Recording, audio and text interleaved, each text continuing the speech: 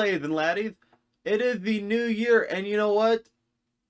Nothing has changed. I have wasted my money on a lot of useless junk, and some of it not as useless. There's a lot of interesting stuff that I got, and let's dig right into it. There's nothing quite fun like exchanging Christmas gifts with your brother. You give him $25 and he gives you $25. It's pretty epic. And with that,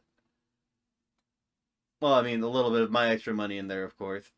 But, like, I was like, I'm gonna get something that I'm really going to enjoy. Instead of buying freaking baseball games for the Wii. I got Shovel Knight Treasure Trove. It's something I've been kind of eyeing around for a little while. Because, I got Shovel Knight on Wii U. And why not have it on the Nintendo Switch as well? And it's like, you know, just... I'm a really big Shovel Knight fan. Like, there's a reason why the Amiibo are separated from the Shovel Knight. Because it's just Shovel Knight. It's so good. In a similar vein, I was also in the market for getting Hyrule Warriors Definitive Edition.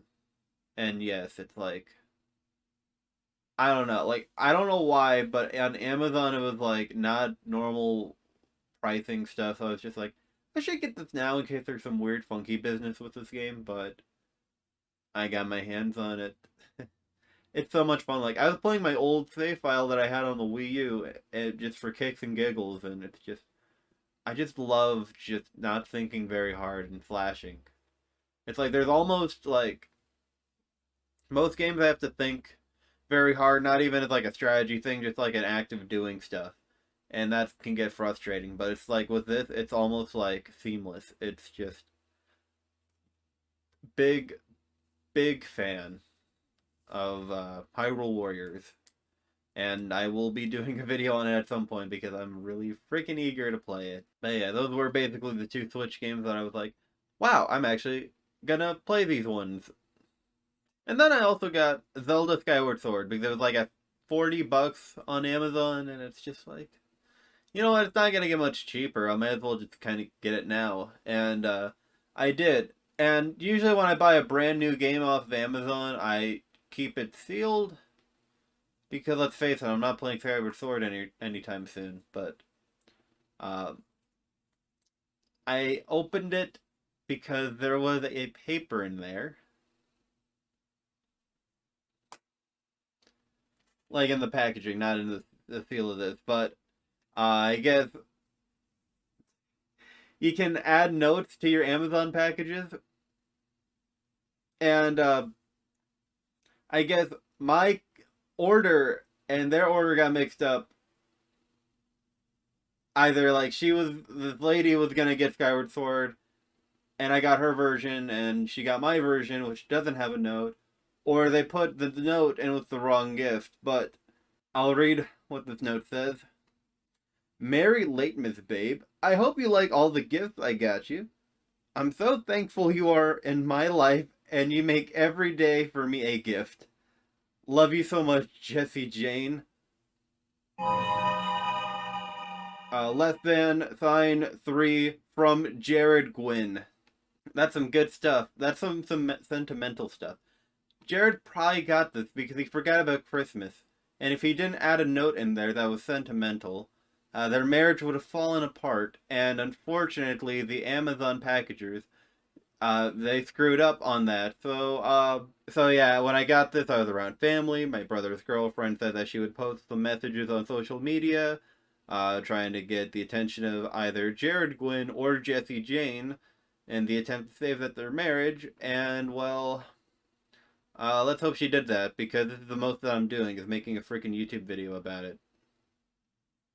And then, you know, of course, there's always that bit of delay. Like, it's been 5 weeks since I got this note, maybe 6. So, I'm pretty sure by now their marriage is in shambles, so it doesn't really matter now. Who knows, maybe Jessie Jane is a side bitch. That's possible too. And then on a similar Zelda theme, because there's a lot of Zelda, and I did not intend that, but some things are just good as they are. I got an amiibo that I used to have, and then I traded it away, and I'm like, this is probably the cutest little bastard I've ever laid my eyes on. So I bought him again, and he is still one of the cutest little bastards I've ever laid my eyes on. He's so he's so good. Like, I am not a fan of Link's Awakening for the gameplay and stuff like that, but I just enjoy looking at it.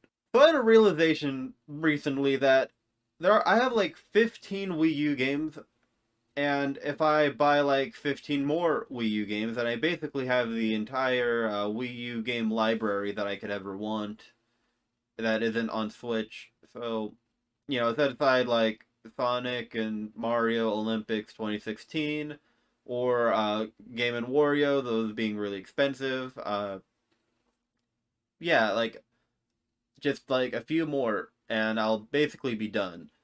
But we'll start with what I have made progress on. I got the NES Remix Pack collector, not collectors, the opposite of collector's edition, the Player's Choice Edition. Yes, the one that nobody wants, but I do because I have my weird things that I want to put together. Yeah. So this is very cool. I really like the idea of this game. It sounds like a really fun streaming kind of thing to do. And it's just like it, it's pretty neat watching all this stuff paired together. Like on the back of it, you got like Booze with Kirby and like Samus in the Mario. It's like, wow, effort and retro. It's like neat. And then I got a game that I've been really interested in for a while because I really really like Kirby. And I like the weird artistic flares to a lot of the games. Like I really like the Little Sack Boy. I like Kirby's Epic Yarn, the Yoshi Woolly World games, and kind of in a similar vein, this like clay style Kirby's. I can't read that small. And the Rainbow Curse. There we go. Yes. I like the little texturing of everything that makes it look like clay, which is the point, but like it looks really charming, and I'm just like, I got it. I finally got it. So many cute little bastards in this video. And that is not all with Kirby. Kirby's fate is far from done in this video. I got my hands on the Kirby Art and Style collection. So I found myself, kind of another scenario where it's like, art books seem like they'd be good for like really painterly styles and not like, oh, just a collection of, very simple PNG images in a book. And it's like, it's a little more than that, I'd go for it to say. Like, it's just a nice little collection. Like, I don't know. I don't think I'd be able to find stuff like this very easily just kind of randomly Googling. And it's just like, it's all just kind of packed into one convenient location just so that you can have like some time looking at it. It's not supposed to be a replacement for just, Google searching by any means. It's just, here's something nice. Here's something I can take out of context. I have never heard of Kirby Sweet Shop, and I'm definitely willing to look it up after this. Like little Kirby cookies. It's wonderful. This is all so wonderful. When it comes to the clay, I'm interested in like shading engines that kind of mimic that because it's almost like this weird dead look, but having like this.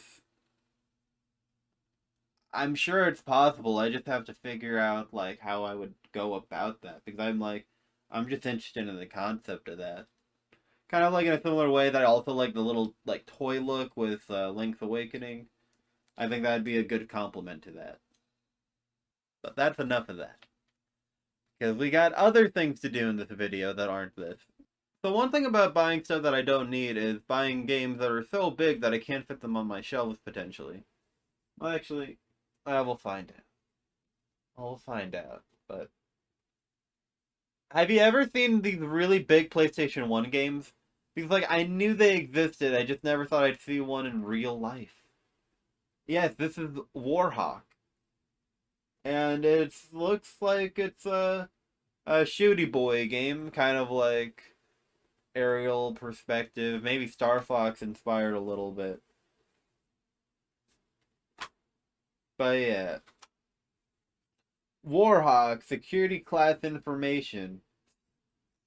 Strike Force Omicron. Oh no, this video is not going to be featured anywhere on YouTube. No. Oh well. And then I got Luigi's Mansion Dark Moon as, like, you know, with the case and, like, Nintendo Selects, so that's fun. I'm a big fan of the Nintendo Selects. Looks kind of gross for most things, but I think the 3DS kind of handles it well, where it's just on the spine. It's like, oh yeah, you got the little emblem. And then I got a game that I've been interested in since childhood. Nicktoons Attack of the Toy Bots. Yes, I remember playing this on the PlayStation 2 as a wee lad, and I, like a lot of things that don't come to fruition, I intend to do this. Because there's a sort of weird rule when it comes to YouTube videos for small content creators like myself. If you want views, you play Nickelodeon games. I'm serious. Like, I had a buddy named Kespin that I talked about with this, because his most watched YouTube series is one of the Nickelodeon slime games. I forgot the name of it. And then mine is Nicktoons Freeze Frame Frenzy, which... yeah. Still trying to do better than my past self, and I will do it, because that guy did not know a damn thing, and I'm smarter than him. But... and while I'm on the subject of Nickelodeon, why is, like, the logo for Nickelodeon, like, slime orange? But, like, it's a slime that they actually use as a green color. Like, it seems like it'd be easier to, you know, just turn the logo green. If you're gonna switch to green slime. You know, keep it, the colors in line and matching, and I don't know. With time, clever energy, I will get more video views than my old self. Not bitter. And speaking of games I played as a kid, as a youngster, I played a game called Dragon Ball Origins 2. And it's like, I think the original Dragon Ball is better than any of the other Dragon Balls. You know, Dragon Ball Z, Dragon Ball GT, obviously, duh, and, like, Dragon Ball Super. It's just like, I just think OG just has a lot more vibrance to it, like, a lot more character, I think. Because I feel like with, like, Dragon Ball Z, it's like the same characters, you know, over and over and over again. It's like, I kind of like the idea of just, like, there's some characters that are kind of one-note tropes instead of, here's Frieza for 97 episodes. Like, it feels more universe-like in the original Dragon Ball. Like, I love Android 8, I freaking loved, like, the little tournament thing with the invisible guy, that was fun. I liked Emperor Pilaf. But yeah, so I played that on the DS, and I didn't get that game. But I did have another game on the Wii, Dragon Ball Revenge of King Piccolo, which... frickin' pussies didn't want to put Revenge of Demon King Piccolo his full proper name. So, yeah. Lame. But yeah, I got to, like, the final level in this game, and I could not beat it. And it's like, again, gotta do something that the stupid little kid of me can do. And it'll be fun, maybe, perhaps. Because I actually really enjoyed this game from what I remember. And, like, looking at the screenshots, it still looks like it kind of holds up. Visually, it's like... got that Wii charm. Attention, everybody. This is the part of the video where I got a bundle. Which of the like three consoles is it reasonably affordable to buy bundles for? It's the Game Boy Advance bundles. Yes, I did. So I actually bought a very interesting Game Boy Advance bundle because I've been trying to keep an eye on those, and it's just like they kind of feel like the same four games within like eight bundles, and it's just like feels weirdly overpriced. But I actually found one that I found kind of interesting. I mean, there's like, of course, some of those games in there, like I don't know, like what's exciting about like freaking Disney's Tarzan, The Adventures of Jimmy Neutron, Boy Genius versus Jimmy Negatron. I probably missed at least four adjectives in there. Finding Nemo, Lizzie McGuire on the go, and Tony Hawk's Pro Skater for something. There. But like, there was actually some games that I didn't know were around and existed, and like here's an example. This right here, Disney's Extreme Skate Adventure, and it has like the Toy Story logo. I didn't even notice the Disney part until I was like, "Is that Toy Story?" And I'm like, "Yeah, both are true." So like, that's interesting. Like, I want to see freaking Goofy riding rails, if you know what I mean. Hot Wheels All Out, and like, I've played the most recent Hot Wheels game, and it's actually a lot of fun. Like, I was very surprised at how high quality it was, and it's like, is a Hot Wheels game on Game Boy Advance gonna be, quality? Probably not, but hey, who knows?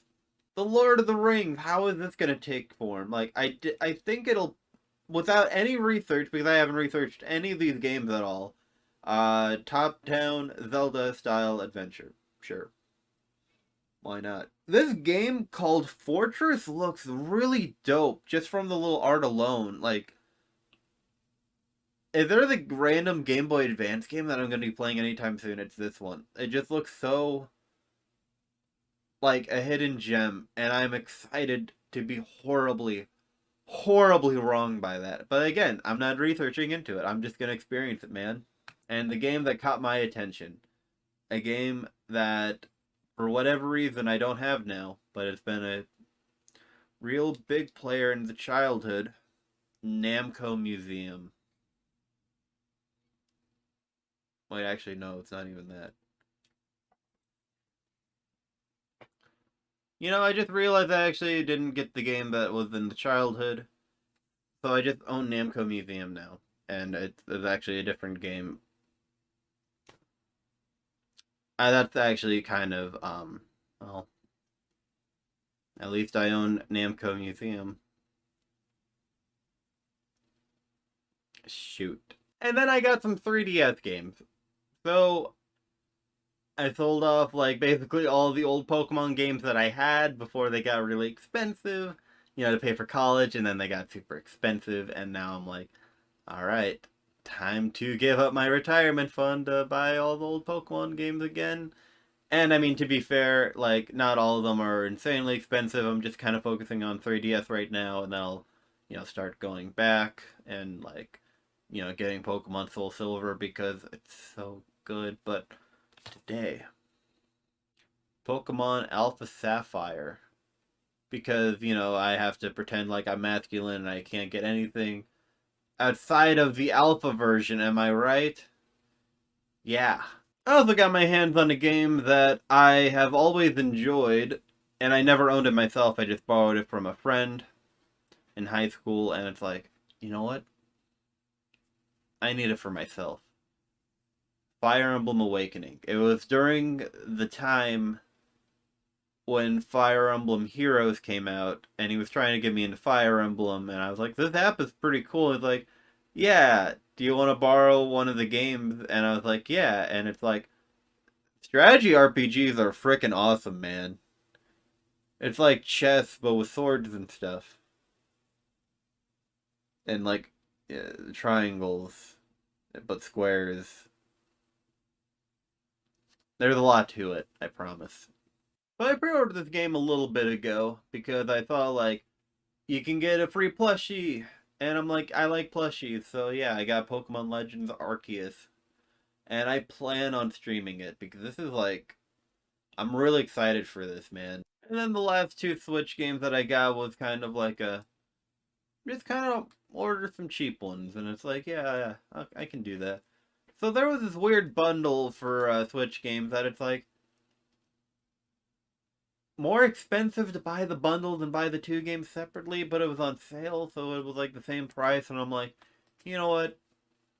That's weird and interesting, so I guess I'll do it. So I guess good job to the marketer that decided that, but I got Doki Doki's Literature Club, and yes, Monica is best waifu. I have never actually played the game, but just judging from hair color alone, she is my favorite.